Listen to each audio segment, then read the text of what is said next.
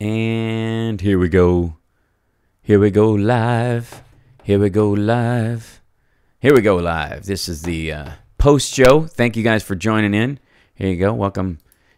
Let's run this up for 1 second. So we have a content disclaimer. Blah, blah, blah, blah, and make sure that everybody knows that everything I reference in here, if I play any audio or if any music gets played or I show you a clip of something, that is all covered by fair use here at the Hal Sparks HSRPM post show.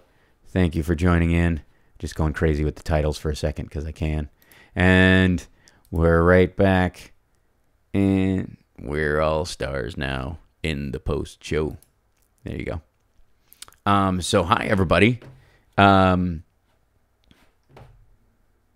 We are here. This makes it easy. If I do a 5-second break and I rename the show, it's easier to have the post show be a separate show entirely instead of the create highlight thing on YouTube streaming thing is a little dicey. Sometimes it doesn't quite work. And it makes the regular show like 3 hours long and stuff. Welcome back, Lab Rats. Yeah, right. Hi, guys. What's happening? Hello. Hey, Mark. I'm surprised Van Lathan didn't accept Hal's fight change. Yeah, I don't think so. My rule is it has to be the entire cast. I don't have a particular bone to pick with any individual on TMZ. I hate them all equally, and therefore, nice. Ike, thank you for being the first thumbs up on our post show. That's awesome. Thank you for joining back in here. There's always going to be that moment of dead air as I shift over. So click in here. What's we're okay. If somebody wants to mention any of my past shows or that kind of stuff, we'll let it hang. It might not fit into the conversation we're having, but that's okay. It's a chat room. We're all good. Stream just started running smoothly. Now it's all whack for me again. Just reload your page. It should be fine. Let's see. Dang, I missed the show now. I either have chat or show. Yeah, just reload the page. That'll do. Well, I guess if you can't see the show, then and you're only seeing the chat, reload your page and you're fine. So hi everybody. Let's yeah. 45 love.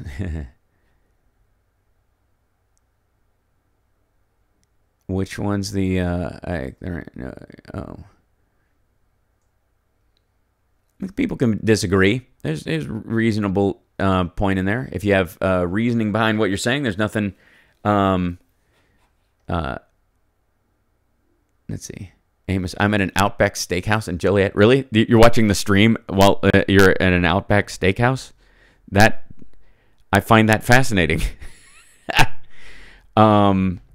So extra helping of trolls today. Which, again, I take as a major win. Thank you, Sandra. Wow. Thank you for the super chat. That's awesome. It's a complete, like, in general, the post-show being its own kind of separate entity, I think is very helpful going forward. Even if it's just because it makes it easier for me to broaden the topics and hang with you guys and all that. And don't forget, by the way, is that page? What's happening? Where's this guy? Where's your shot? What is this? Okay. You know, the idea that you know, we stay kind of on. I'm gonna get this guy. There you go. I'm trying to fidget with a page. Don't forget to go to halsparks.com and sign up for the mailing list there. I'm going to start using the mailing list more often. So if you guys are probably already on it, but if you're not, I would appreciate you kind of hopping on there with me. That'll help us immensely in the future. And you can also send messages there. That the bookhal at mac.com email address, which is what the contact page there links to or whatever, is your best way of reaching me for those kind of things, whatever. And yeah, all right. I appreciate you guys trying to make peace in the chat room over the term illegal. Here's the problem with some terminology, and this is, I tweeted about this, last week a little bit, that jargon is the language of the insincere. And a lot of people who argue about whether or not undocumented immigrants are like DACA people, who I would think I would refer to them as undocumented Americans, since they've lived here the entirety of their lives. A good portion of them don't speak Spanish, or if they do, only because they do it at home a little bit. They would never ever be able to return to a country they have never known as their country. They are Americans for all practical purposes, even to the point of probably knowing less Spanish and less about the Mexican culture than some people who just visit there regularly, or white people who own property there and go down and hang out in Cabo. So it would be amazing if you were in that situation and then you got ejected from the United States and sent to a country that is 100% alien to you, right? So the idea of referring to them as DACA recipients as illegals is sort of absurd. Because they didn't technically commit a crime coming here; they were brought here as minors, and no minor is guilty of a crime, as far as I'm concerned.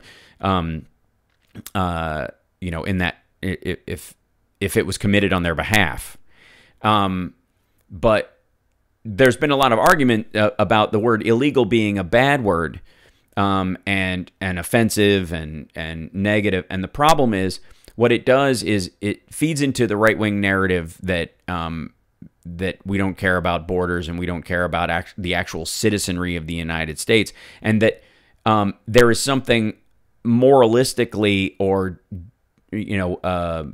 philosophically dangerous about someone who would commit the crime of overstaying a visa or sneaking into a country that they are not a citizen of and trying to live there. When in reality, just because they are an illegal immigrant or they immigrated illegally doesn't speak to what kind of citizen they would be. It's simply a material descriptor. If you make it more than a material descriptor because you see it as more of a material descriptor, then you give evidence to the fact that you give weight to it to be used as a slur, but secondly, you also elevate it to something it is not. And it can be weaponized in how it hurts someone. So when someone refers to someone as, when the argument happens about illegal immigrant versus undocumented immigrant, what have you, that's a material argument that can get you lost in the reeds. If they came here illegally, that's a phrase that can be used to describe them.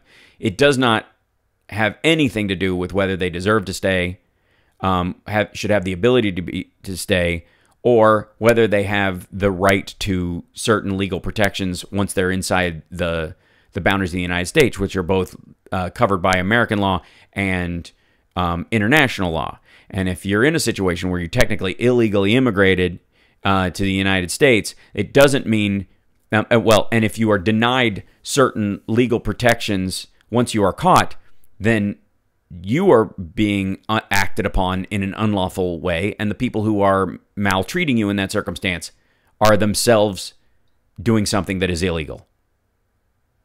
If that makes sense. I think it's so guys, no yelling, no overtyping. It's okay.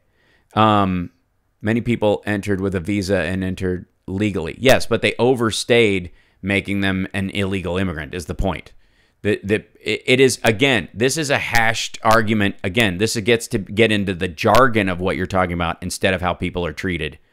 The reality is, I think from a progressive standpoint, you should look at people and they go, these people are illegal immigrants. Well, that's fine. So why did they come here? They were given, who let them work here then? If they're here illegally, who else is collaborating with them in this crime? Oh, this big agribusiness, this construction magnate, this guy who owns this golf course is also engaged in illegal behavior. That being said, this illegal immigrant has been here for a period of time and obviously is contributing to the economy, but is not and has been paying into Social Security using a phony Social Security number. So we have to make a decision. Is this person worth keeping since they have been here? How do we integrate them into society since they have already been integrated into society?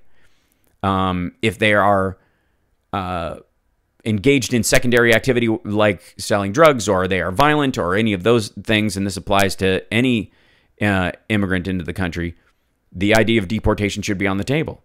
if they are simply operating here as within the confines of being a normal citizen, and the only crime they committed on paper even is getting in here illegally, then you have to ask yourself, how long have they been here? How long have they been contributing? What path to citizenship would they be worthy of?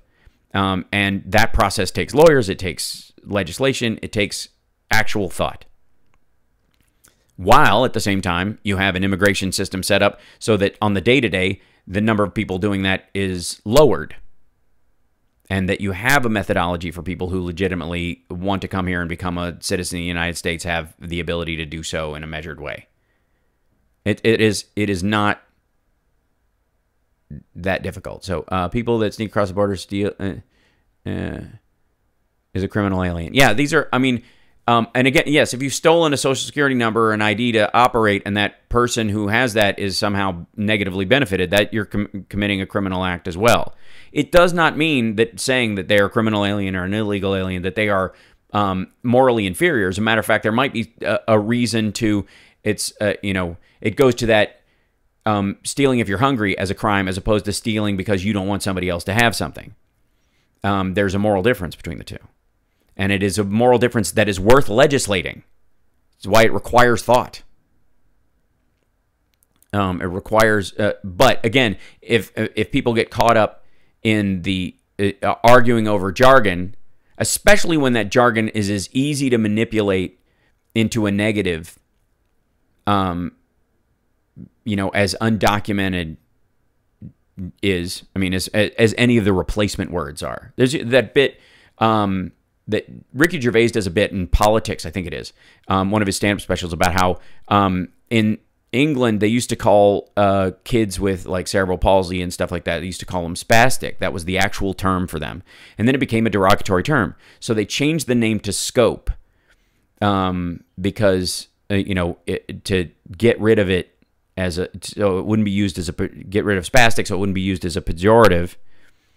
And then people started calling people scopy. And ultimately, you got to be about the business of morally elevating people and having a moral argument about what can be done and how you can handle it and the like. But we don't. We have a lot of this conversation about the jargon. And when people, you know, insist on jargon, I know that their understanding of the issue itself is often either surface political or they feel like they don't have the details committed to memory to defend their idea, even if they're right. And there's a lot of that going around as well. So I think on the left and on the right, there's a responsibility to, if you have an opinion that may be cross unpopular, that the crowd you are engaging with on a regular basis is not, you know, is violently opposed to it or is not on board, and you want to sell that to the people who can be reached, you have a responsibility to know more about it than they do. Even the uncomfortable parts, because there wouldn't be a counter-argument to it if they didn't have some sort of toehold that they could use. The same is happening with programmers coming with people in other countries for work. The competition doesn't even have to be inside our own country to take a job. Yeah, that's different though, because those people who take a job when they're outside the country, let's say, and this is, you know, this is the outsourcing of factories, and this is the outsourcing of jobs, programmers, virtual assistant work and secretarial work in India is a big one, call centers, those kind of things. At the same time, a company in the United States who pays for those services, to be used in the services, they're engaging in taxation in the use of those services within the United States. But the people that are there, the United States is not responsible for their health care ultimately. All the secondary benefits that come from being a United States citizen are not received by that person. One need only look at the, you know, the health and welfare of Chinese factory workers or you know, or Indian call center tech centers. Looking at those folks, they do not benefit from the rights and privileges that come from being a taxed citizen in the United States. They don't get the benefit of it. And I think a lot of times we put too much of a dollar number on how many taxes are taken without looking about what people get back from the country at a regular basis. And one of the reasons why, one of the arguments for why rich people should pay higher taxes is, technically speaking, they use more of the infrastructure, the free infrastructure of the United States, the taxpayer infrastructure of the United States that is paid federally. They use more of it than the average person does. The average person drives the same 3 roads, goes to the same 8 restaurants, goes to the same 2 movie theaters, only leaves town for 2 weeks of holiday a year, if that. Whereas if you have a private plane, for example, you use the FAA quite regularly, and the FAA's protections, organizing your flight and helping you do all that, they come partly out of FAA, flight licensing fees or whatever, but not nearly to the level that they would be necessary to keep all the airplanes in the air that are there. Taxes pay for a good portion of that, so you benefit from other people's taxes, keeping that system in play. And this is just one area. But when you land your private plane at Santa Monica Airport or something like that, it's something in the odds of like $15 to $25 to do that. Well, when it's a private jet, the jet wash and jet fuel and all that kind of stuff that seeps into the ground that has to be cleaned up later on is all cleaned up by taxpayer dollars. Santa Monica Airport, for example, where I'm learning to fly from, the end of the runway, they were having problems with toxic waste, essentially, like fuel and leftover, ooze from brake fluid and worn out tires and all that stuff seeping into the groundwater. And they had to build a tank underneath a baseball field 1.5 blocks away and route rainwater from the edge of where the airport is into that tank so it could be put into a filtration system before it could go out into the ocean so it wouldn't kill all the fish. And that's all taxpayer funded. That wasn't paid for by the fees of people flying their private planes in and out of that airport. And that's just one ancillary cost that's paid for with taxes that they are, if you're not, they're using an outsized amount of that, and benefiting from it on an outsized level, but paying a smaller portion. If that makes sense. Did I leave you guys in the dust with my boring conversation about airplanes? Is that what happened? Whatever. Heck, there are professionals who are also competing with foreigners for jobs. I'm a registered architect, and since my first job, there have been non-citizens with work visas willing to work cheap. Yeah, but they have work visas, James, is his argument. They applied. They had to show competence. They had to go through a process. So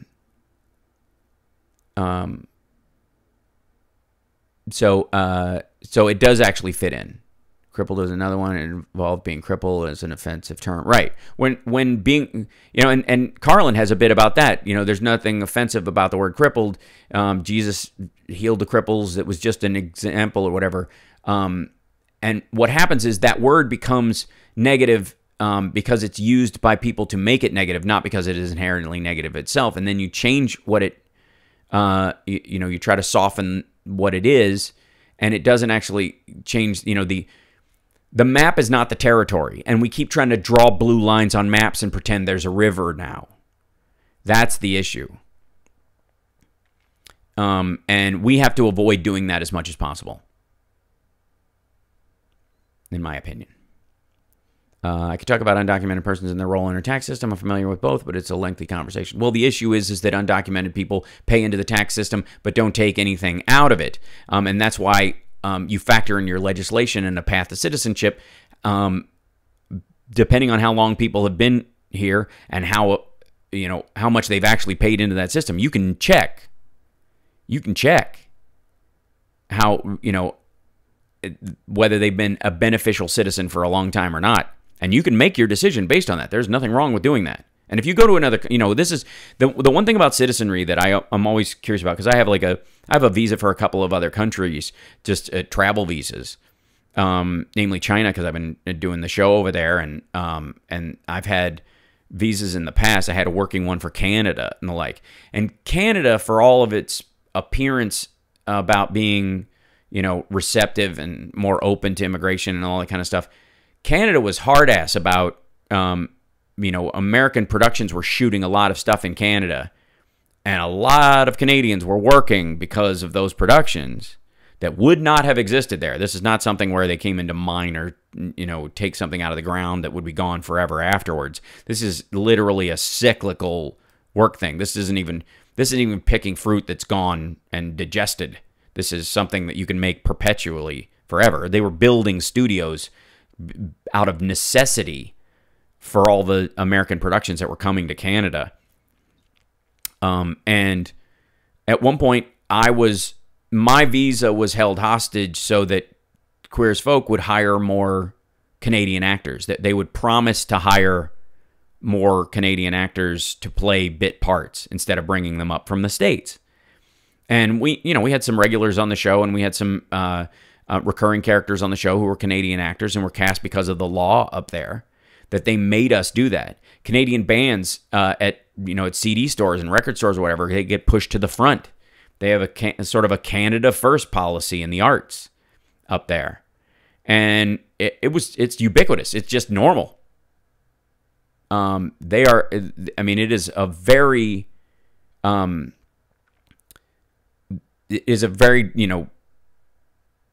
solid system of repulsing certain types of immigration into Canada. And quite frankly, that we do not have in the United States. There are, tons. I mean, obviously, if you're a British actor, you can work in Canada without a visa because they are subjects, technically speaking. And so I think you can kind of come and go as you please, work-wise.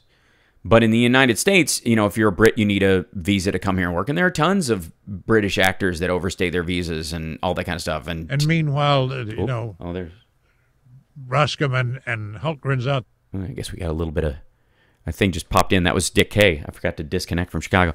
And meanwhile, so these,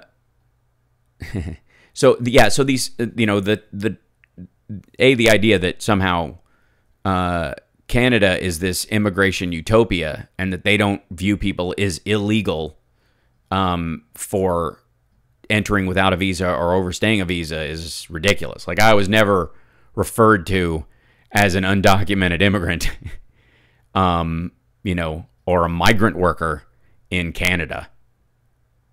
I was, were I to stay beyond the length of my visa, I would be viewed as an illegal immigrant by the Canadian government. It's just the reality. That's the irony. I always found that was funny. And then you go over to, spend, time in China or any of those places. There's all these like weird things, like Vegetable Police, who's he's one of the YouTubers that I watch sometimes. He lives in Thailand. He's from Canada, and in living in Thailand, he has had to get a visa to stay there during the time he's there. And they have these weird rules about you got to leave for at least 48 hours. Oh, thanks, Julie. Yeah, appreciate that. But if I hadn't had these in, I wouldn't have known that the thing had come on. So it worked out. I'm just saying, but I appreciate it. Thank you. He has to keep leaving the country to get a renewed visa in 9-month chunks, right? So again, but that becomes, I was offended by the strong arm tactics of the Canadian government when I was trying to just go to work to do something that I had contracted to do, and for multiple years, and they had signed off on my visa for me to do it multiple years, and they decided to interrupt it so that my employer could be shoehorned into doing something like, we won't let one of your star employees come into the country if you don't do this. And so I'm sitting in an airport while phone calls are being made. Okay, we'll hire 2 more Canadian actors, and the production has to write 2 roles just to bring in new characters because they'd already had people lined up for people that they wanted to use, and yada, yada, yada. Like, there's a lot of that stuff. And so, and again, I wasn't offended by being by being referred to as, illegally or, violating my visa or whatever. And I didn't, obviously I wasn't operating under some Canadian random dude's Canadian security number. What do they have? They don't have a social security number up there. What are they? Just a Canada number? Hi, Tom. But you know, it's not the words that are offensive. It's what your solution is that is offensive, and genuinely that offends, that actually can cause offense. That is an offensive, attack. It is aggressive. It is meant to do something. But what you call somebody seldom has any more weight than the person receiving it will give it. And again, it's look at any friends who, talk shit about each other and swear at each other or use derogatory terms for each other. It's wholly different than when they turn those words outward. It's not the words themselves that are bad. So, anyways, let's go. You have a national insurance number. Yeah, it's like an NIH number in England or what have you. Since the Bible is a translation, you could probably use almost any word. For which? I'm an FDR Democrat. I wish more Democrats would read the FDR Second Bill of Rights. It's not a bad idea. We can encourage that, Pamela. Everybody, read the FDR Second Bill of Rights. If you get time. Just try to make some time to do that. I'll see if I can post it. If you already have a link, Pamela, send it to me. But I'm pretty much sure I can find it. Mounties knocking at your door. No, I wasn't. Sixes. I wasn't actually. I was stuck at the airport. Like, they held me. They held my visa. Like, hey, wait right there. You can't come in. I'm like, what do you mean can't come in? I've got a 5-year visa. I think it was a 7-year visa or something like that. Hal, you're overdriving and clipping YouTube. Oh, thank you. Thanks for letting me know. Hold on. I'll turn it down a little bit. Is that better? Is that better? How about that? Sorry. Thanks for the heads up. I wish I'd have known earlier. Trolls. I'm a left-wing troll. Yeah, troll, troll was meant to be a bad word and ultimately did nothing. You know what I mean? Like, it would not... how do you know the Red and Green show? It sounds familiar. Is that the two rednecks? Like, that's kind of... Is that the Progressive Rednecks show? Am I getting that completely wrong? Maybe not. Yeah, I was in the terminal. Thank you, Carl, for the correction. I doubt he's read any of the Bible. I don't think he's capable. Whom? I still maintain that Trump is functionally illiterate. Yeah, I think he can read words. I don't think he can process them. Or he may have been able to in the past, but he can't now. I mean, I think that's a big factor of it,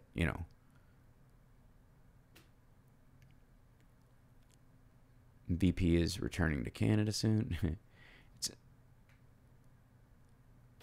Do you miss lab rats? Yeah, I kind of do. It was really fun. I mean, there's very few things in life you can be more grateful for than going to work every day to be funny.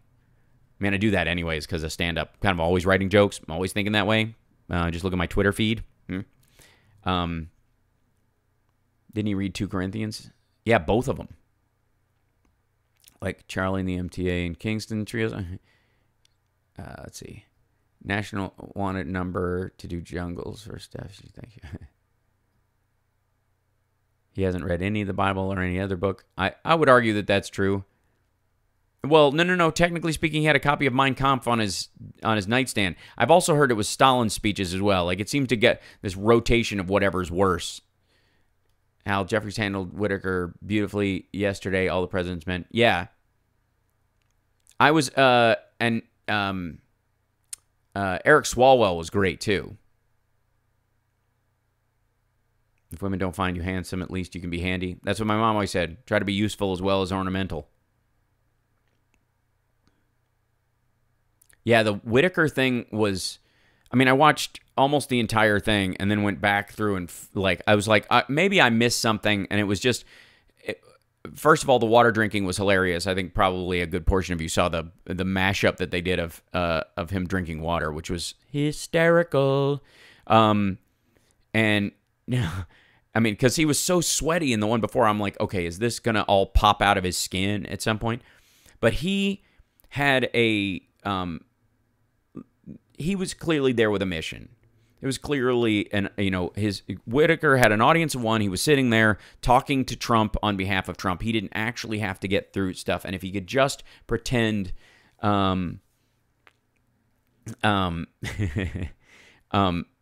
I'm glad my mom made you laugh. But that was like she used to say that to get me to clean my room and stuff. Make yourself useful as well as ornamental. She was, it was a way of being sweet, but it was also a great piece of advice. Be both as best you can. That's the tagline from Red Green Show? No kidding. That's so weird. Yeah, my mom used to say that when I was little. So it's wonderful. No wonder he needed those bathroom breaks. Oh my God, yeah. So Whitaker's entire thing was, quite frankly, if you're looking, let me find if I can pull up the page. I didn't want to I like Raw Story, but they're a little race baity sometimes, and and their page uses up a lot of energy, and almost all their check out these videos featured stuff is all right wing stuff because they just sell to the highest bidder and they don't care. And they have these weird little sponsored pieces or whatever. But yeah, Whitaker himself, one of the reasons why he was able to stonewall as much as he did is because recognizing he was the acting and they kind of knew he was on the way out. There was never any indication that he would be the guy to stay. He was able to hold the line simply because he kept himself out of stuff. And you can go back and forth about whether he was lying about whether he talked to Trump about the special investigation, special prosecutor, and the investigation or not. But let's say he is telling the truth. The reason he's telling the truth is essentially the Mike Pence rule, which is walk around going blah blah blah blah blah blah blah blah blah. Don't listen to anything in the office that you're going to get asked about later because it's a temporary job and you have to protect yourself so you can get the next job they're really promising you. The funny thing is and there was a couple of questions like, were you promised any other job? Were you asked about any other job? Now, if it's a job with the campaign, he doesn't have to talk about that because there's no official position. So he can say I was not offered any official position in the Trump White House or what have you afterwards. So he could get away with it that way. And if it's Fox News or the Heritage Foundation or something like that, or he also doesn't, he can dissemble about that as well because they don't have to give you a solid offer. And so he can say no.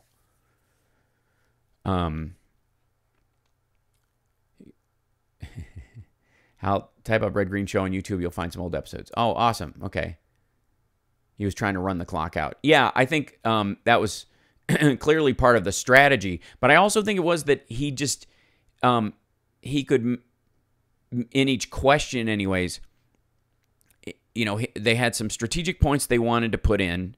He had some messaging that he was wanting to insert. And since he had to speak in front of them, he just needed a placeholder. Your mom said it first. Be best, right? Whitaker is a prototype Nazi prison guard goon. I don't...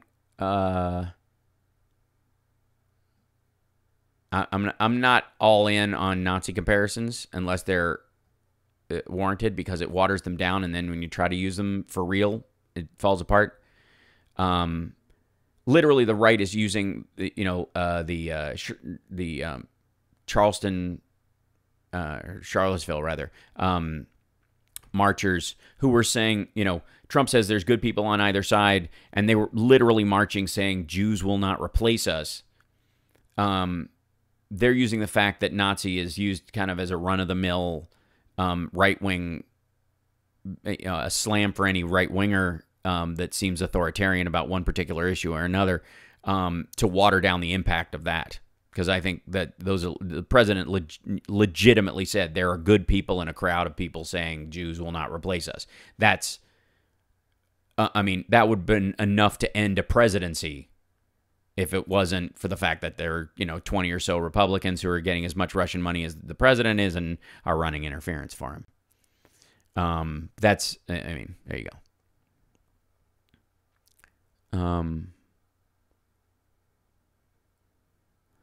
When he put on the glasses, he looked like one of those yellow guys from Despicable Me. Yeah, his glasses were like, what an odd fashion choice.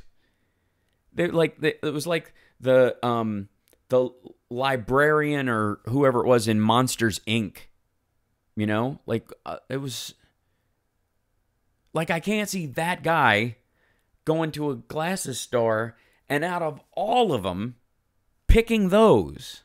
I don't. What?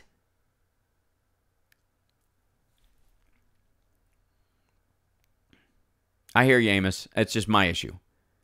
Like a blank cassette won't sound.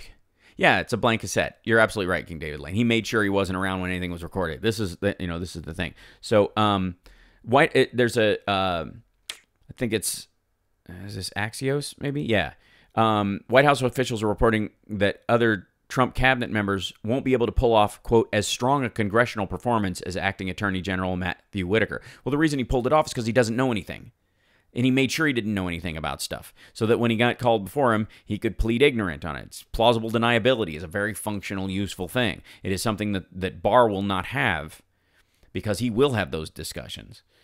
And he was able to, avoid the questions that, were put in front of him that were legit, like, do you think this is a witch hunt and all that kind of stuff. He was able to dissemble and soften while giving stuff like, he said that Bob Mueller is honest, and he caveated it by saying, I have no reason to believe he's not honest. So yes, I think he's honest, rather than say yes, I think he's honest, and have what is would be a gotcha soundbite. You soften it a little bit, and ultimately, it gives him an out, too, to go, well, I found out later that he'd been lying about blah, blah, blah, even if it's BS, right? You give yourself a window to go, well, of course I think he's honest. I didn't see anything that's not done. Oh, I didn't see that. Right, that's the idea. It's sort of the inversion of the bias concept. Many times I've talked about how Trump loves to talk about how, Peter Strzok and all these people were biased against him, and Comey was biased against him, and everybody's biased, and the newspapers are biased against him, and it's like none of them were biased against him until they started seeing the evidence.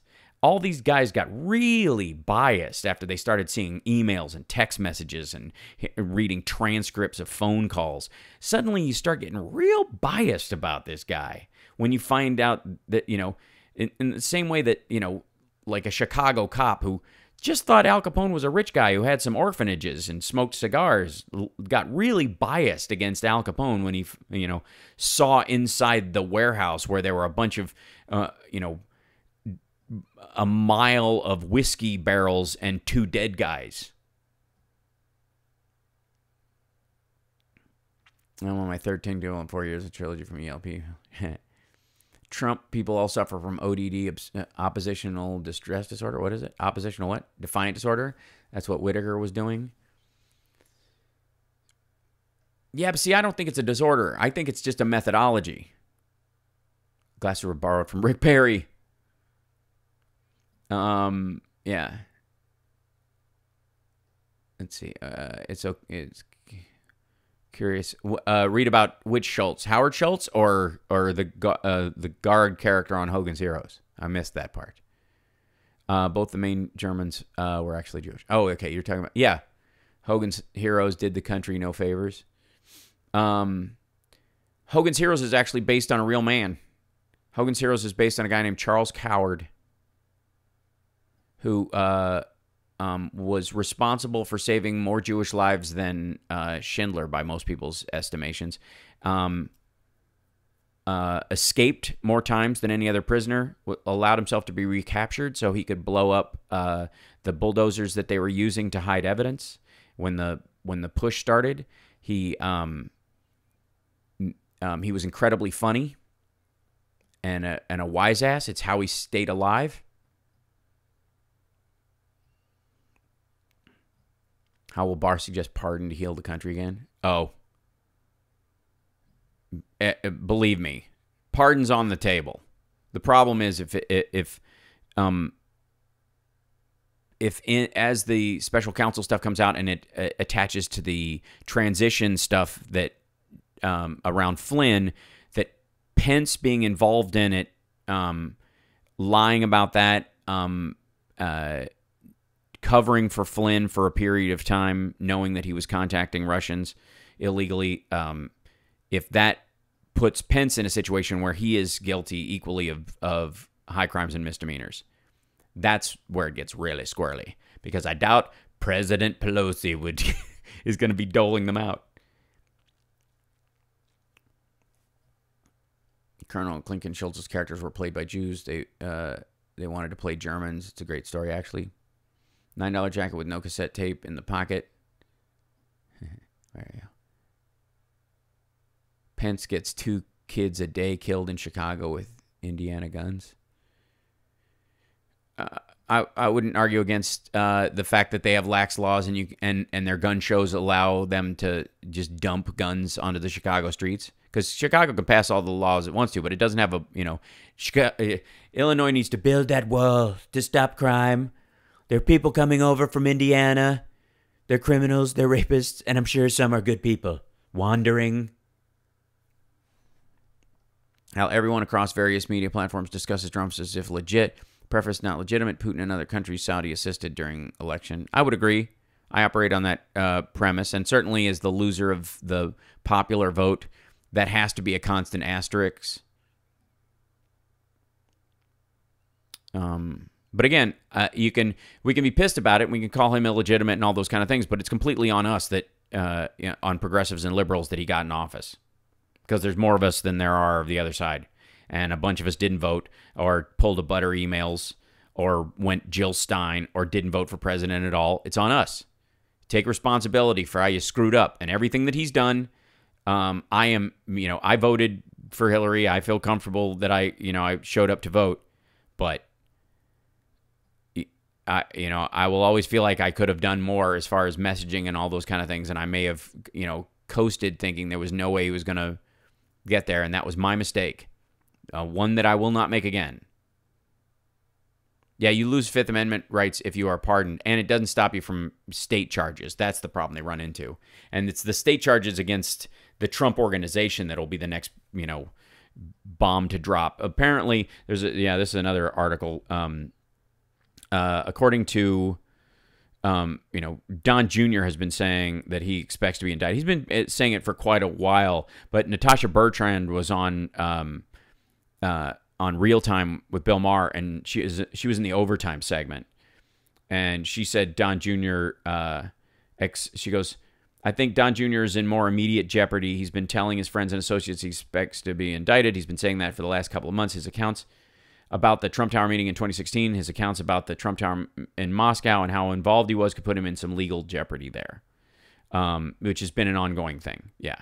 So, and then we didn't even get to the inaugural committee stuff or whatever. Like that in and of itself, that's going to spiral out over the next couple of weeks in a very big way.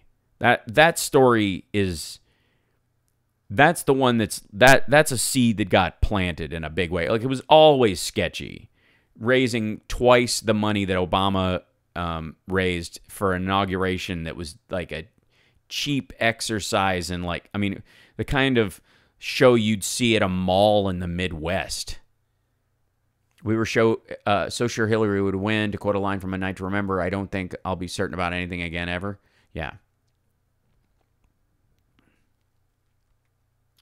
Yeah, you just don't take it for granted. There's no the whole until a third party grows grassroots through the ranks, meaning that they are on the ballot they have people on the board in every state of the union, or at least in all the progressive ones to start with, to show that they can actually compete. It'd be nice if they were actually in some red states as well, to show that they actually can, govern across that. I don't want to hear from it. I don't, and this idea that and Howard Schultz, everybody was freaking out about him, but he ate his own lunch in a day. And part of it was the pressure that was put on him. But, and I'm not hostile to the man. I don't think there's any indication that what he did with Starbucks is something that he could extrapolate into helping the United States in that regard. I don't think it disqualifies him, and he's certainly more qualified than the current occupant of the White House, but that's a very low bar. Schultz has created from basically next to nothing. He had a large hand in making Starbucks a worldwide brand that not only is in nearly as many countries as McDonald's and, brands that have been around the United States since the, 40s. But Starbucks has done a couple of things over the course of their existence that I would say go above and beyond normal corporate behavior that I think is actually possible. One, not including recently trying to phase out straws, which is, I think, a good step in the right direction. But one is, in all of their foreign markets, they incorporate local cuisine into what they sell there instead of just, selling their thing externally. They kind of adapt the local fare in a way that fits in with what they're doing, but it also, makes it easier for locals to kind of absorb the experience instead of just kind of shoehorning the KFC bucket or White Castle into the local culture and just leaving it as it stands. It's a little more adaptive, which means it takes some thought, which means they engage with people and they communicate. They have to. Otherwise, you end up with like the Diet Coke advertisement campaign. Coke makes you part of the Pepsi generation. When they translated it, it was Diet Coke. It brings your ancestors back from the dead. That kind of stuff. But then also, yeah, and you can use Starbucks's Wi-Fi. They became a gathering place. I mean, again, I'm not going to be hostile to companies that just exist just because they exist and make a lot of money. There's a huge difference between an optional company that's making coffee that you don't have to go into. You don't have to drink coffee. You don't have to drink their coffee. There's many coffee places to go in any city, but they're convenient and consistent, and people like that, and that's fine. There's a big difference between that and companies like ExxonMobil and the like, and Shell engaging in war crimes because we all need gasoline and they're the only game in town. And, poisoning rivers in the Congo on purpose to kill off opposition people downstream so that you can set up more pipelines. That's on a whole different scale.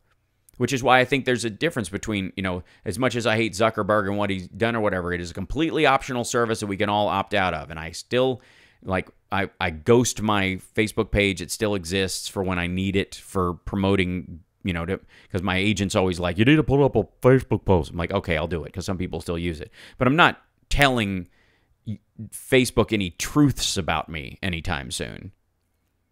And I'm certainly not in the business of uploading photographs singularly to theirs that they somehow own and can use for ads or some garbage. It's not the same place it was. But I still don't hate him on the same level, nor consider him on the same level as, the Sackler family. Okay, so if I'm getting their name right. So the Purdue Pharmacy people, right? We're finding out that there's this huge lawsuit against the Sackler family and Purdue Pharma because they're not denying it right now. Like, they are pushing back on it, but they are not denying it. State of Massachusetts is suing Purdue Pharma, the maker of OxyContin, and the family who profited from it for fueling the opioid crisis. Patients who used Purdue's discount cards were more likely to get hooked on OxyContin. Unsuspecting patients on the painkiller OxyContin didn't know their chances of becoming addicted increased significantly when they used the drug maker's prescription discount card. Purdue Pharma created the OxyContin savings card so people would stay on the drug for longer periods of time, which resulted in higher rates of addiction and more overdoses. If you didn't need it, you passed from it. So, more pharmaceutical companies provide a savings or a discount card for expensive name brand or high volume drugs. Internal Purdue documents reveal that people on savings cards remained on OxyContin longer and produced especially, quote, high returns for the Sacklers, the suit alleges. A member of the Sackler family that owns OxyContin's maker directed the company to put a premium on selling high dosages of potential addicting painkillers, according to new lawsuits. They had all kinds of stuff about like them hooking doctors up with like one of their drug reps was an exotic dancer who gave the doctors lap dances to promote the usage of their drug. So and so I'm very careful, and I try to make a very important distinction about the difference between the Howard Schultzes and the Bill Gateses and the Zuckerbergs of the world, which and even the Jeff Bezoses of the world, because yeah, Amazon is eating a lot of ground, and even Walmart to some degree. Although Walmart was choked off other companies to make their own. That was the problem with Walmart, was that they were a shipping company, and he basically cut himself a deal. He was shipping everybody else's stuff, and he cut himself a deal on trucking that other people couldn't compete with. So he undercut everybody on transport and ended up, turning his shipping hubs into stores, and in a way that other people couldn't compete with. So he got a negative benefit by hurting other people. But it's different than other companies. But it's interesting how much, like, Schultz is getting a lot of bad news, and there are certainly issues with any large company. Bezos gets a lot of crap about, the Amazon centers and whether they pay a living wage and all that kind of stuff, and that's a warranted argument. But none of them get the attention, all of them get way more attention than the Sacklers do. Like, I mean, most people, myself included, I don't think they were on my radar until a couple of weeks ago. And these people are horrible. I mean, on a scale that, I mean, these people were intentionally, hi Ginger, welcome. The Sacklers were intentionally increasing the odds that people would get hooked on OxyContin on purpose. And there's a direct line between their behavior, which was both wanton and willful, in their desire to get people to use a painkiller they no longer needed, that they knew was dangerous. So when people talk about, evil corporations and blah, blah, blah, what pisses me off is not that some corporations are not getting called out for their BS. It's that it softens the blow when you're talking about the Sacklers of the world, and you seem to put them in the same zone in any way as Bezos or as Zuckerberg or Bill Gates or Elon Musk, or people who, because there's a huge difference. There is a huge moral difference between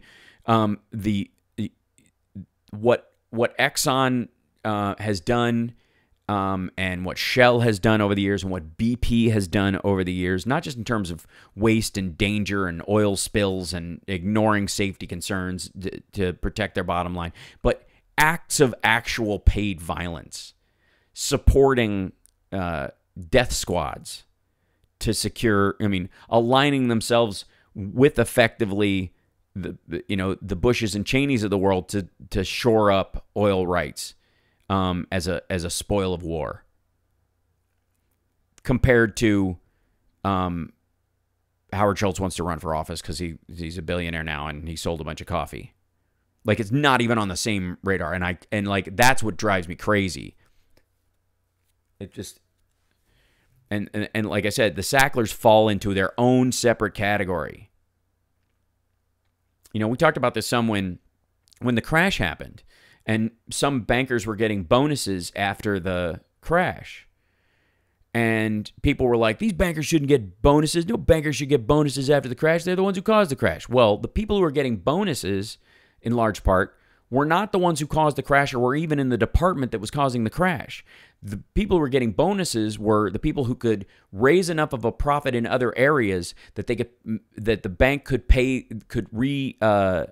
capitalize itself and pay back the government sooner. So they gave those people bonuses if they could get their department so far into the black that they could cover the cost of the credit default swaps that the mortgage departments had been messing around with, because there are bifurcated sections of a bank.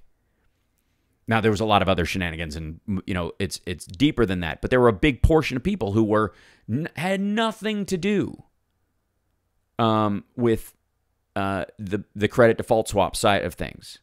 Somebody who's in corporate or personal bank accounts, all Wells Fargo, bait and switch aside. And by the way, that's an example of them giving out those bonuses, assuming people would sign on more people, and people took advantage of that system and were using it, on a branch level to raise their numbers because they were getting bonuses. They were basically going, hey, the government, if I get more people to take accounts, whether they need them or not, I'm going to get a bonus. And they took advantage of it.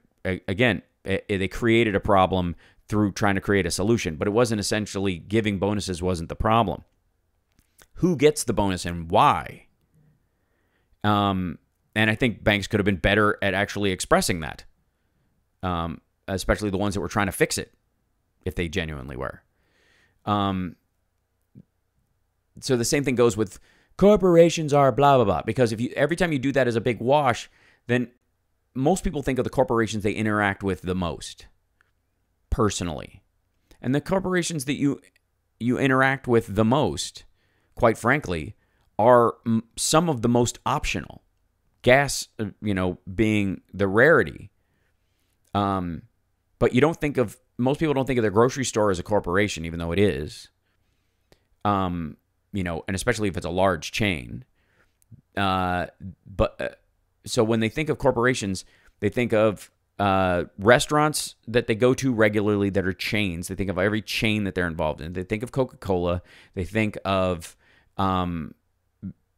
these days they'll think more of app companies like Facebook, Twitter, and the like. That's the face of corporations. And these are the least problematic, quote unquote, of the corporations.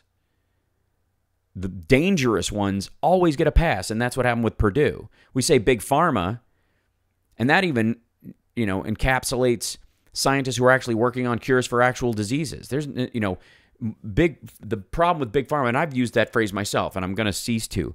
The problem with it is that Purdue Pharma is an actual pharma. That's the name of their company. Purdue Pharma is, there are people, I have no doubt, there are good people on both sides. There are people who work at Purdue Pharma and got a job working at Purdue Pharma because they did a master's degree on genetics or on some sort of on virology, and they've managed to create what would be a cure for something, or working on it, or really think with the money that this company would have, and the company goes, okay, if we can privatize what you do, we can, you get to create this solution to this disease, and we get to profit off of it, win-win, cool, keep the price within a reasonable level, moral, normal, corporate version of creating a cure for something that maybe the the National Institute for Health or the CDC might not do. Okay, or universities don't have the money to do, for example. By the way, I don't know if you guys know this. A Mexican biologist apparently just cured the human papillovirus.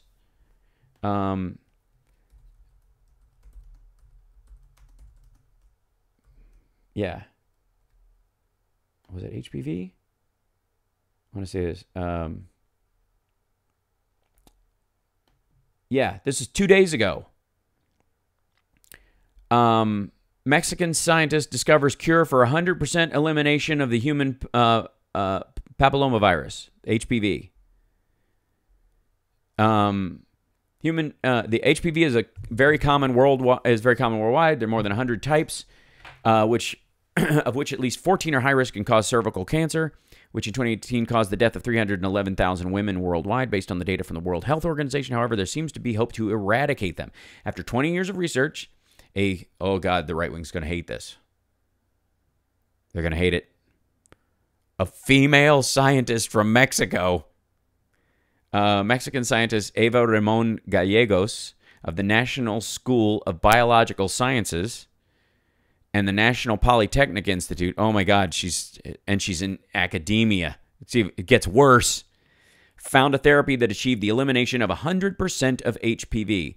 The finding was released on World Cancer Day 2019 and demonstrates, based on the molecular studies, that photodynamic therapy achieves total elimination of the virus as well as pre-malignant lesions of cervical cancer.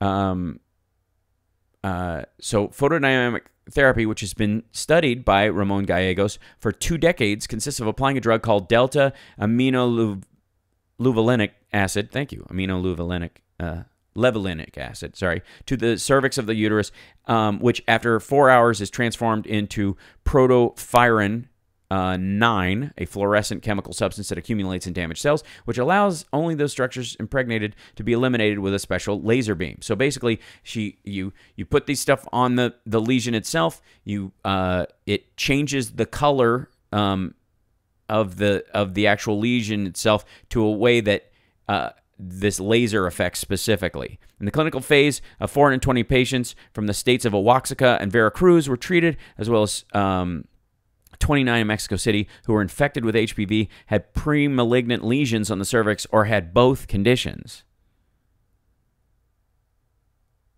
It took 48 hours. It was a treatment that was applied on 3 occasions with an interval of 48 hours each, with a radiation time according to each cause and the type of lesion. The results were as follows. People who had the virus without the lesions, it was eliminated in 85%. Those who had the virus with lesions, it was successfully achieved in the same percentage, success 42%. In Mexico City, they went on with it, and they doubled the concentration, 100%. 100%.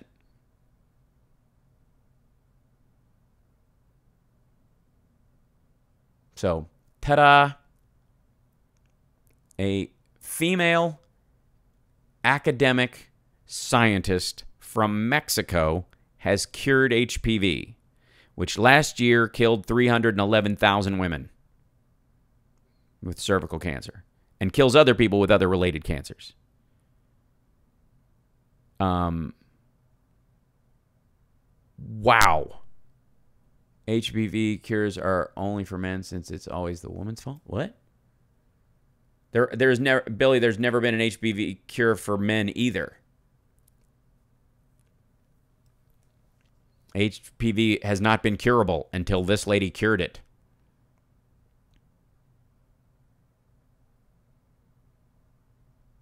I mean, that's... or were you making a joke? Did I see that? Do we still do the happy ending? That qualifies. I think that absolutely qualifies. Holy smokes. I mean, probably the biggest news of the year. Again, think about this for a second. 311,000 women were killed by... good, okay. I caught it midway, and I can never quite tell.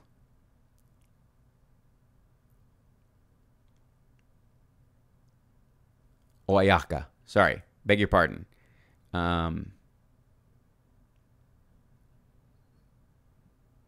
Good. I'm always playing catch up in that. Sorry, but the point being, okay, let's think about this. So the argument is there are people storming across the border. They're coming over to murder us. I have 10, 15 people that I want to show were hurt by illegal aliens, even though fewer people are harmed by illegals than are harmed by citizens, and that most of the time illegals only hurt other illegals when they do hurt illegals. But whatever. So. That happened 35 times last year, right? That's the big news. 35 times that last year there was some sort of incident which you could relate to and say that this is why we have a crisis at the southern border that requires everything we had. 311,000 women died last year because of this, and this woman just cured it. That means 311,000 women need not die this year now because of what this woman has done.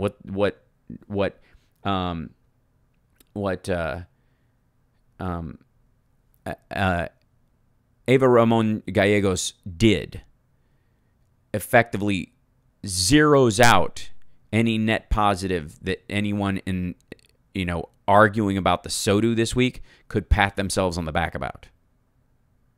Like, she won. Speaking of viruses, Hal, what do you think about the vaccine debate? Here in the PNW where I live, there's a massive measles outbreak. Yeah, that's horrible. Because it's a bunch of mid-health adults, somewhere between late 20s to early 50s, arguing against protecting people from diseases that mostly kill old people and children. And they're like, what? I'm fine. I'm not going to catch measles, even though they all had half of them. This is the amazing part. First of all, get your kids vaccinated. Camden's gotten all his vaccines, and he will continue to do so. He's fine. He's great. He's amazing. I paced his out, not because of any kind of conspiratorial idea about what they would do.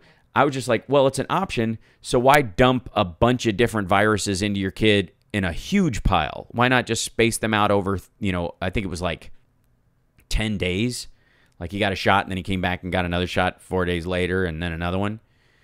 But the anti-vaxxers are they're a special crowd. There's two areas where I tweeted this yesterday, and I've thought this for a long time, but I don't usually tweet some of these things out because I'm concerned that people will read into what I'm saying as if, I'm like, it started, the tweet, and you may have seen it, where I was like, if I was an evil overlord, there's something to, when you're talking about, anti-vaxxers. They fall in kind of in line with the fluoride crowd. And while I'm not a fan of fluoridated water, or anything in water for that matter, I just feel like you shouldn't augment water. It's just, water is H2O. It's an actual purifiable substance. So just drink the purifiable substance, whatever. But that's another discussion because you also need minerals and other stuff. Mineral water is better for you. Blah, blah, blah. Anyways, shove that aside.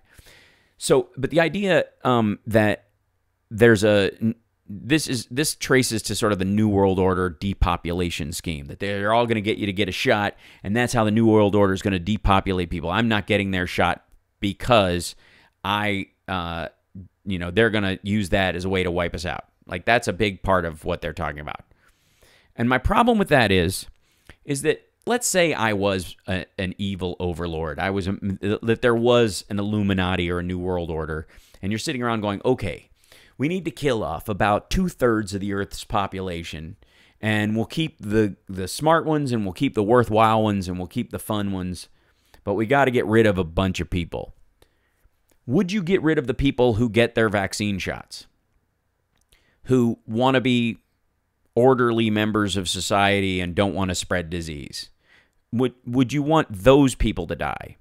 Or would you hide in the vaccine array that other people get? And again, this is my deep conspiracy. This is how, from a Dr. Evil standpoint, this is what you do. We would hide in the vaccines a vaccine for another virus that you are in the future going to drop out into the wild and let kill people.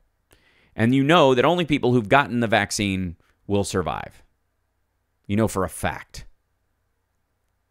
And then the only people that would remain would be people who were like, yeah, I have a wife and kids and a family and or I'm married, even like married gay people with kids who are, they've adopted and gotten their shots and all that kind of stuff. Like people who want to functionally integrate with other human beings and get along and have a society and,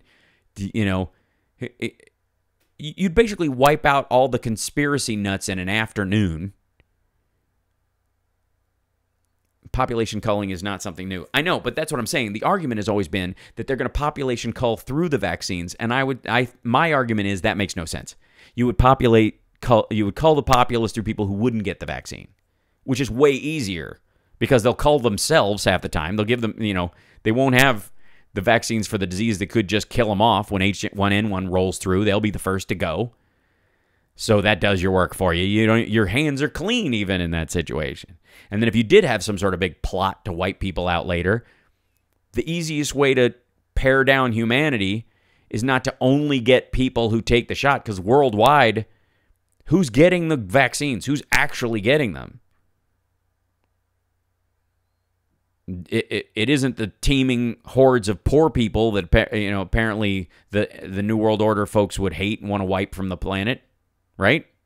They're not getting vaccines. It's like the very people they'd want to keep. I just think it's ridiculous. Yeah, hell, don't post that. I already did. I already posted it. It was, I put a little, whenever you see the sunglasses emoji, you have to read what I'm doing through a comedic voice.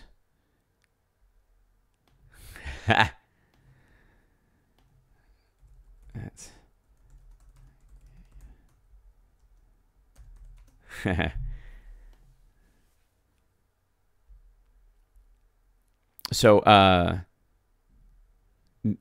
you know, in terms of, you know, the anti-vaxxer crowd, like, just get your vaccine. If you feel like, yeah, children are human petri dishes as it is. Absolutely. I mean, there's a reason why they put handfuls of dirt in their mouth. They're building an immune system, you know, but you don't want them to have to build it on polio, you know, because it won't win.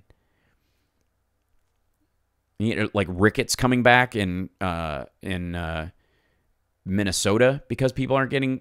It's crazy. If he ever wants to run for office, but some nut is going to say Hal wants to get rid of half the population. That's right.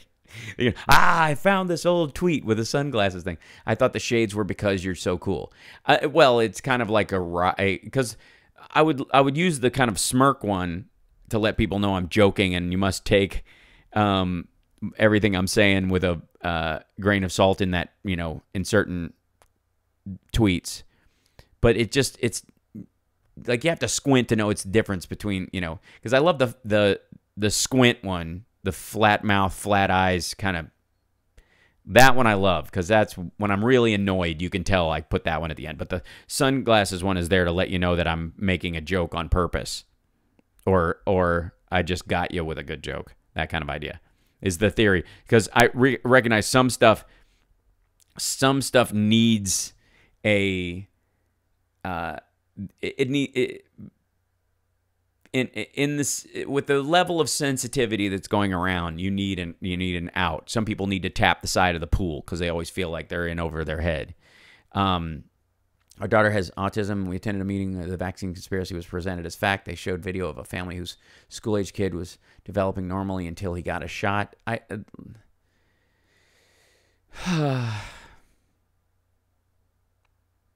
Yeah, not related.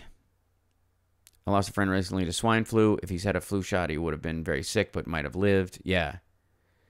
Where the claim he makes is in no way supported by the evidence. Yeah. One of those jackal hillbillies from the backwoods TV show said you don't need health care if you got Jesus. Oh, that was the dude from Duck Dynasty, who apparently, while he looks like a roadie who got fired from ZZ Top for using all the beard conditioner until they all ran out and they were left without for a long, long time. He has a master's in education. Yeah. I mean, more reflective of the school than the degree, but whatever. There you go. That is the benefit of universal health coverage, Carl. I say one day the U.S. will join the civilized world. Oh, what did you say there, Carl? Is that your bazinga? Yeah, kind of. I was having a discussion because my act is you know, I'm attacking. Well, I don't want to give any away, but I'm talking about some stuff, you know, pretty directly, and with the theory being that you can't talk about those things at all, much less directly, or you'll get into trouble. And my experience has been terrific. Audiences, whether they contain liberal or people who are arguably, you know, semi-conservative. I haven't been in front of any, you know, Ben Shapiro crowds recently, although I don't, that doesn't bother me or worry me in the slightest. In doing these bits, I've yet to have anybody really get, you know, offended or, you know, touchy, and, you know, and I still come from the idea that you can joke about anything. Your jokes just have to be damn good, right? And a lot of people, that's the problem. A lot of comics who are complaining, oh, you can't talk about stuff anymore. People are so sensitive. Like, maybe your jokes aren't strong enough to support the subject matter. Maybe that's the problem. Maybe you're not funny enough to carry, you know, if a subject is a huge boulder, you can't hold it up with toothpicks. I mentioned that my Cobra coverage is a mess, and we're still not covered as of the first. Yeah,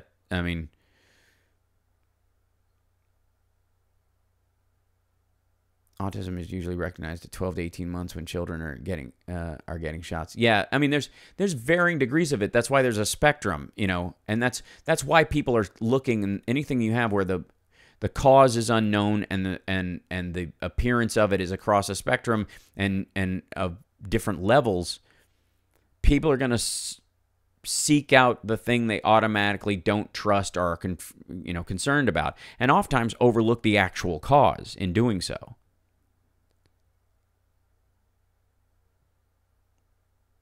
Yeah, I finally walked someone out of a crowd in Seattle, and I had somebody storm out. Now, she was drunk and she had to pee, but she was yelling as she went, so I will take credit for her being upset and leaving because of that. And as she was leaving, she was shouting stuff that clearly meant she agreed with my premise. She was simply too drunk to understand it.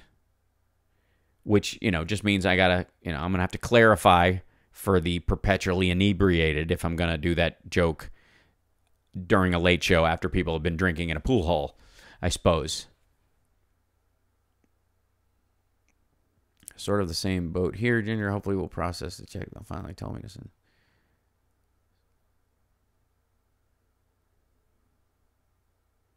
Yeah, we're all pulling for you, Carl. We love you.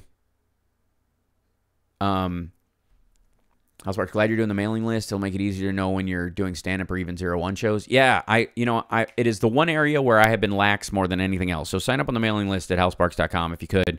And I'll start sending out a little newsletter of stuff if you guys have any interest in that. It'll have little, as I'm starting to put up short YouTube videos and the like, those will be linked in there. I'm thinking of also doing some Patreon videos, like Patreon-only videos and that kind of stuff to help pay for the show, and hopefully eventually be able to pay Johnny Million a little bit so that, he can afford to come every week. And, that kind of thing. But, over the course of doing that, I'll have some videos that are up on Patreon only for those, and that might be available, I guess, in the newsletter as well. So, anyways, if you want to sign up at houseparks.com for the newsletter, that'd be awesome.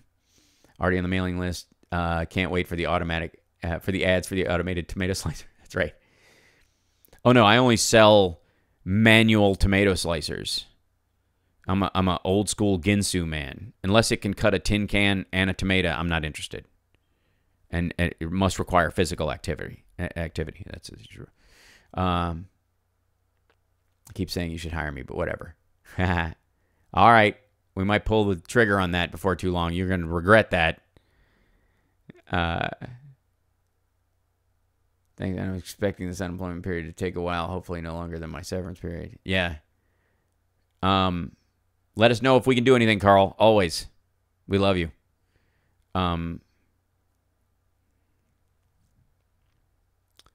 I think people will complain either way whether or not the bit was good.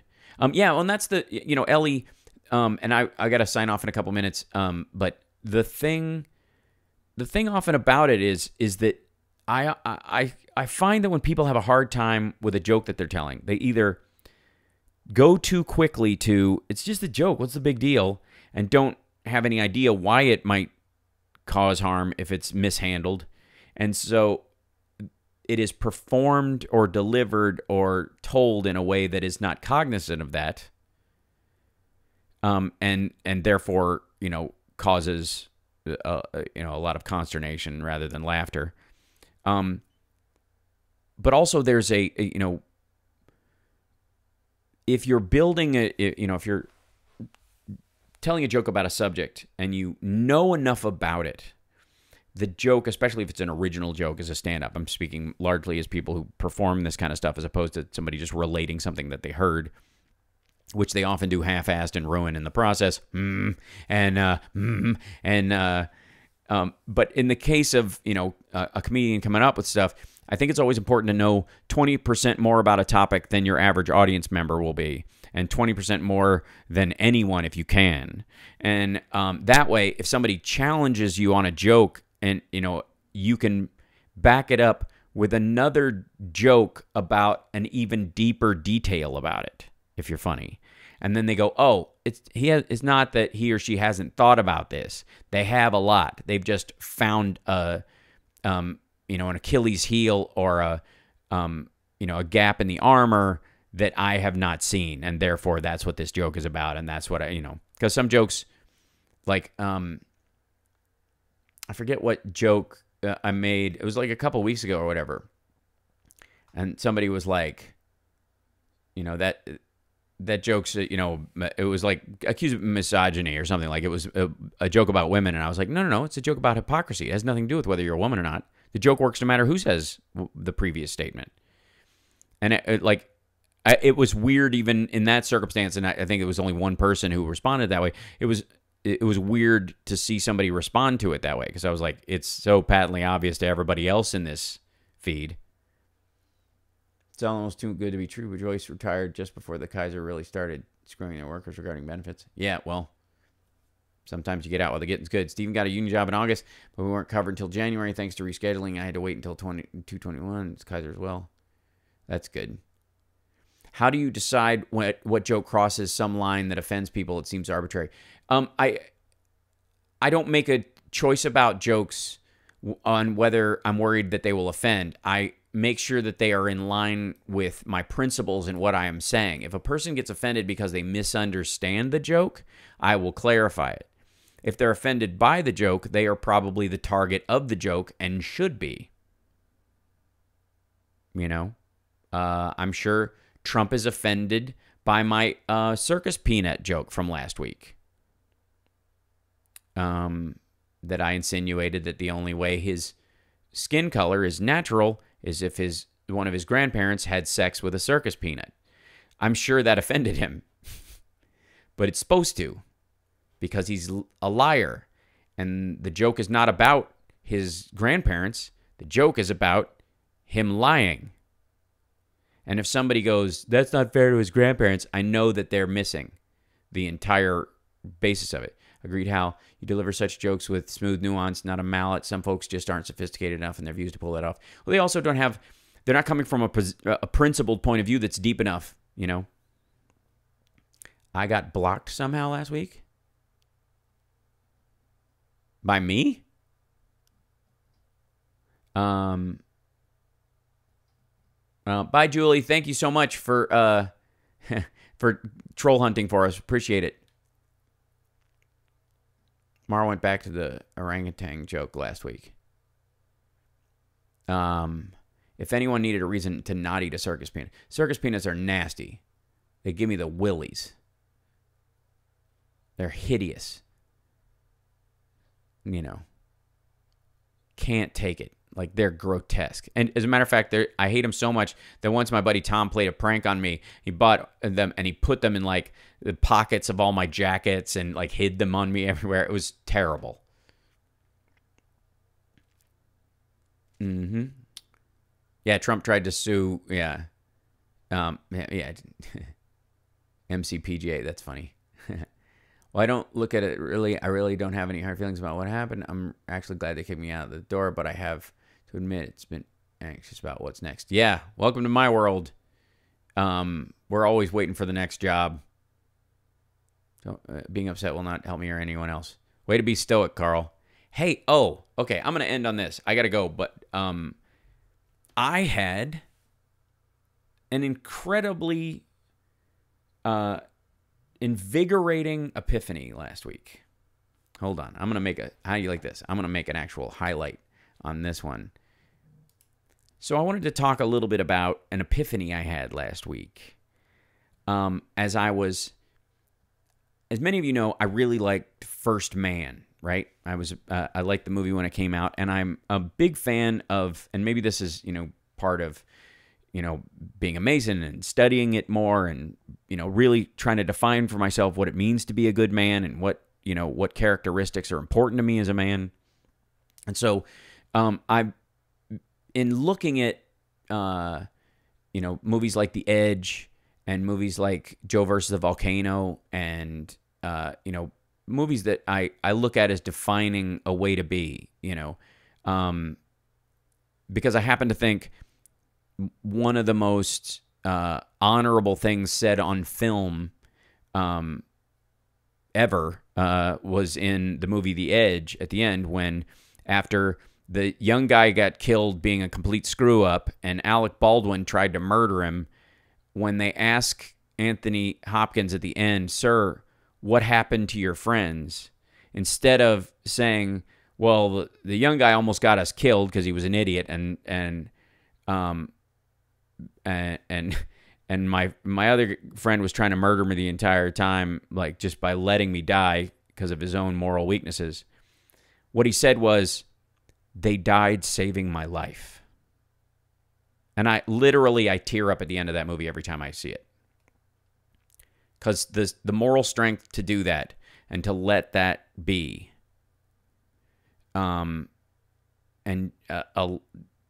letting someone rest in peace in those circumstances, and understanding that those moral failures have been your own in the past. And had you died at that window, at that period in your life, you would have been no better a human than they were when it happened. And there's no fault of their own, that you're older and wiser and a little more conniving, perhaps. Well, great, Carl. You'd be more than welcome. We'd be lucky to have you. So in watching First Man, which I think is a great treatise on Stoicism, and Stoicism is by no means strictly a male, centered philosophy or whatever, but as a man, I find it helps. And perhaps it's just how you deal with the tides of hormones that are in your body that affect your conscious thought, that intermingle with your experience, the nature and nurture that is going on inside everybody at any time, that I think it's necessary. And in thinking about Stoicism, I had always focused on the power of Stoicism being in being able to focus on what is within your locus of control. What is within the what are you capable of dealing with? Focus on that, and that being the essence of Stoicism, right? And how important it is to and how it will eliminate a lot of the anxiety in your life if you really only try and focus your energy on the things that you can actually affect in life. And I had a moment of it was the strangest, most obvious epiphany, and maybe everybody rides this out, but it was that has never been a challenge for me. Focusing on what I want to do and what is within my capability, I'm even more apt to sort of scrape stuff into my locus of control and go, okay, I can build this ability and I will be able to also control this thing. So I'm a director and I have my own camera stuff, and I have all my own, music gear. I studied audio engineering so that I could make my own albums, that kind of stuff, instead of just using, hiring or paying someone outside, which has value. But also, even if I do that, I know what's going on. So when I'm making a request, it's from a point of intelligence, not ignorance, that kind of thing. Like wanting to know and widen my locus of control, what I can do. But if that's easy for you, and I think it's easy for anybody who has a focus point in their life where they're trying to, they've at least tried to make goals happen and they work on it, and you should.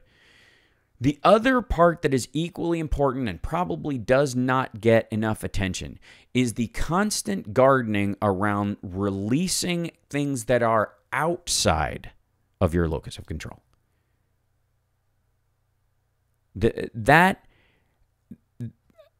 I was so used to being told that the work of life is being only able to, is really about, can you get yourself to do the things you need to do, that I forgot that the other half of the work, if you were to actually be able to move through life without anybody just putting fish hooks in your back every time you go, is that this actively recognizing when you are trying to attach yourself to things outside your control, and when you are ruminating and worrying and judging and focusing on things that you can't affect. Because we talk a lot about, everything we're talking about on HSRPM, we talk about stuff that's in the realm of being knowledgeable so that you can vote with a clear conscience and that you're motivated to vote. So there are reasonable things, thinking about politics and the like, because we live in a democracy, that you could play a part in. But there are certainly things outside of it that, while you can be aware of them, they should not worry you. And if they do, you have the work of your stoicism will be the detachment from that worry. You can have a detached awareness about them, but you gotta keep them from interfering, emotionally, physically, anxiously on the things you can control. And most people don't do that. Most people do the work, or think they do the work, because we live in a very productive age. We spend a lot of our time focusing on, okay, I can do this, so I should do this. And that's good. That's fine. But most of the reasons why we don't do the things that are within the locus of our control are because the things outside them get equal weight. And our attachment to those things requires so much mental, physical, and spiritual energy that they interfere with the things that we can do. You can't affect your metabolism or your hormones just by conscious thought. You can do it over time through diet and exercise. And this kind of fits into what I was talking about, and this probably is in line with a couple of things that I've recognized in the, we've talked about the goal setting thing, which is about being impatient about your long-term goals, but patient with your short-term goals. The focusing on the things that you can control and going, these are the things that I allow myself to worry about, focus on, and germinate on. Anything outside isn't just that I let them go, because that is impossible for some people, to just let it go. You have to actively cut it off. You must do that work. Because a lot of people are like, okay, I've got to focus. I'll get my thing. I have an app called Focus that I use, and when I'm doing memorization and things like that, where I do 25 minutes and I take a break and whatever. And this is all stuff I'm doing within my capability stream. But when something's outside my capability stream, what if this happens? What if that happens? What if this doesn't happen? What if that doesn't happen? What if so-and-so gets sick? What if they don't show up for the meeting? What if all that stuff is completely outside my realm of control in any way. And getting attached to it emotionally it can be exhausting. It can certainly be the seed of most people's worry, and it is useless behavior, ultimately. That's the amazing part. It is completely ineffective. It will not change a thing to ever worry about anything that you can't control or you don't have some point of control. It ever. And the difference was, intellectually, we all know this. Intellectually, as I'm saying this, it may seem obvious to you. But in the day-to-day, a lot of people don't do the daily work, the constant farming of going, why am I worrying about that? No one can do anything about that. Gone. Casting off those pieces as they happen. I have to say, and I'm a pretty happy guy, I've had some of the happiest moments of my life, and being, having a child and worrying about what might happen to them and all that kind of stuff. That's the difficult part of it, because some of it is within your control stream and some of it is outside.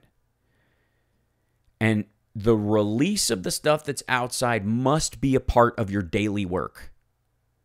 And once I recognized that, this was a few days ago, it's been tested a couple of times because I caught myself and I'm really more hyper aware of it now, but it's just so incredibly freeing, and it lightens your mood and your life. I think that's the root of a good portion of people's anxiety.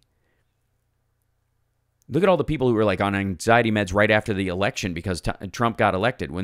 Once he's in, that's not something you can control. You can march.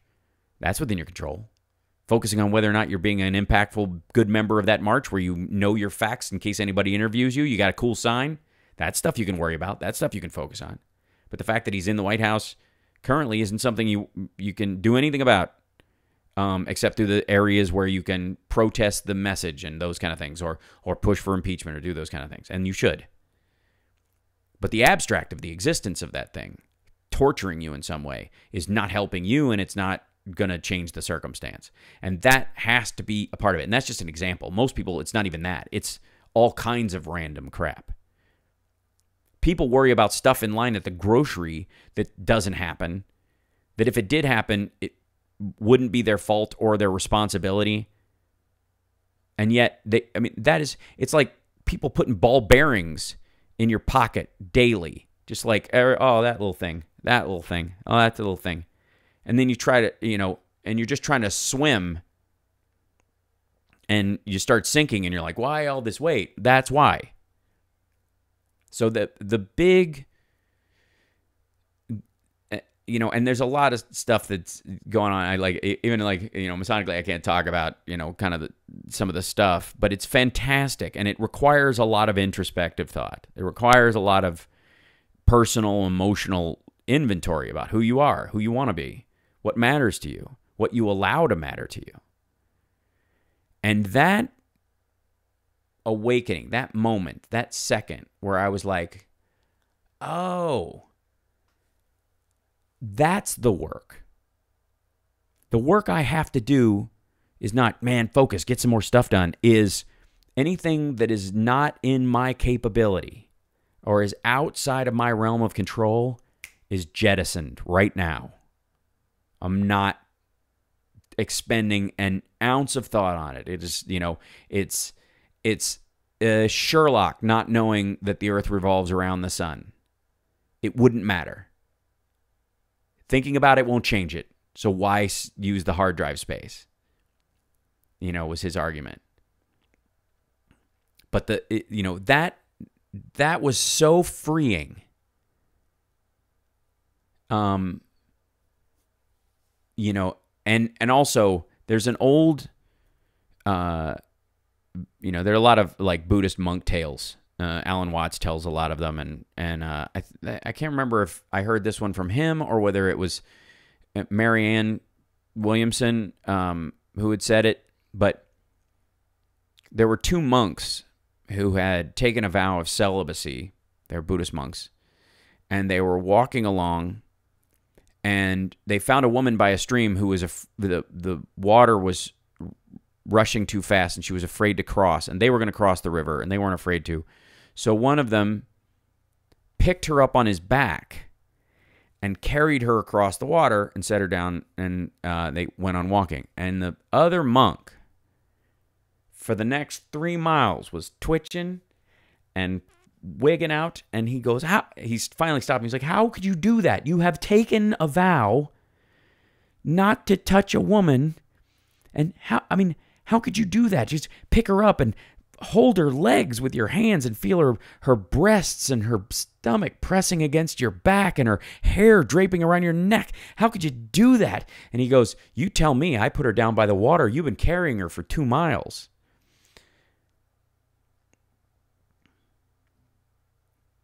So Alan Watts is not alive. Alan Watts is plenty dead. And if you listen to his later tapes, it's probably from lung cancer because the guy smoked like crazy. And that story is also a story of that, the externalized aspect, the outer world of Stoicism. That meditating on what you must do is partly requires you to not meditate on anything you must not do, or you cannot. So anyways, I just wanted to end with that because you guys have been awesome. And like that, I talked to my cousin about this because my cousin, he's a marshal and he deals with some of the most horrible stuff that my mom's a nurse. She's dealt with some stuff. She worked at a mental institution in Kentucky for years.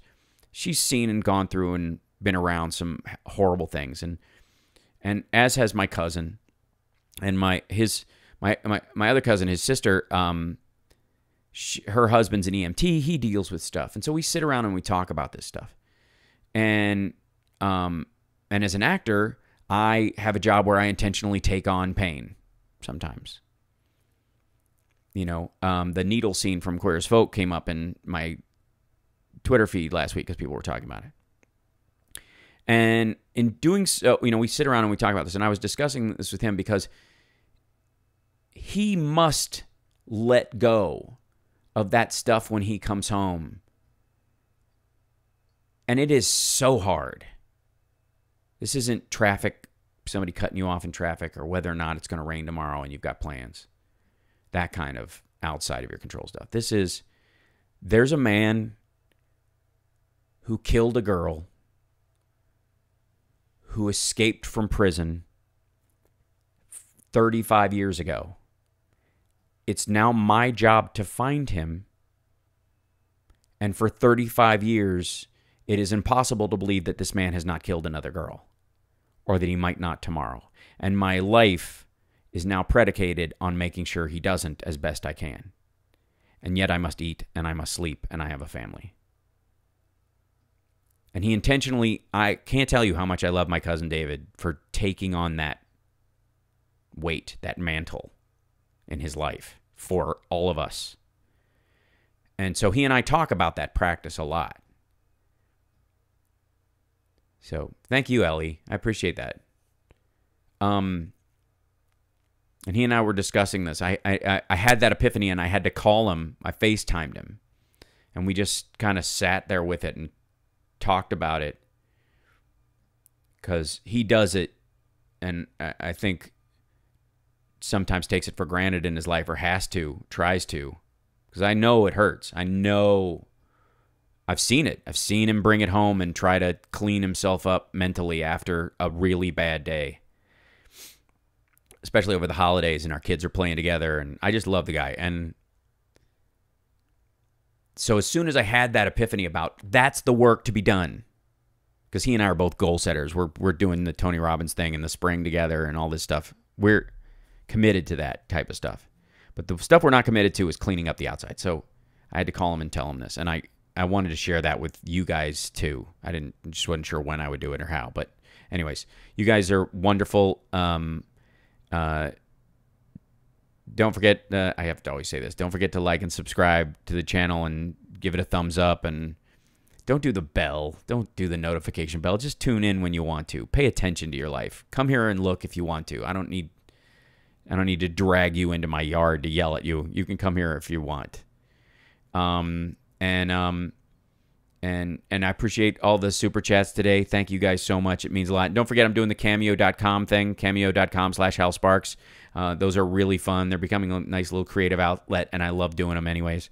So that also supports us. So thank you guys so much. Okay, I'm going to sign off this guy. All right, that's the public one. And let's see. Stoicism rant. I'll just put that in there. I'll rename it later. I just don't want to lose it. And you guys, thank you guys so much. Did it upload? Is it uploading? It should be uploading. Okay, done. Okay, cool. I will see you guys next time. You're fantastic. And we'll be here next weekend. Next weekend, I'm going to be in Cedar Rapids doing stand-up, and I don't know if I'm going to drive. I'm going to be so tempted to drive into Chicago and do the show, and I want to so bad. It might not be prudent. It depends on the weather. But anyways, love you guys. Take care of yourselves and take care of somebody else. We'll see you next time. Bye.